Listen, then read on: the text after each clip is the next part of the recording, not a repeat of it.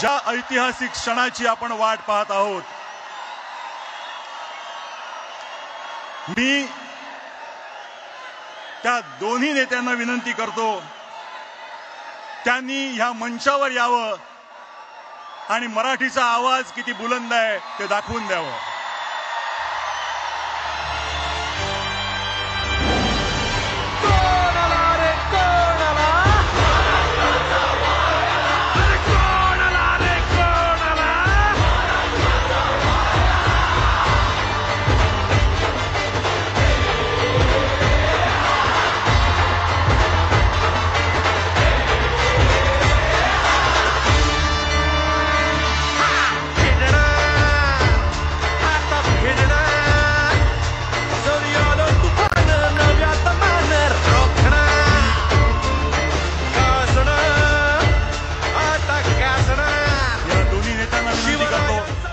की त्यांनी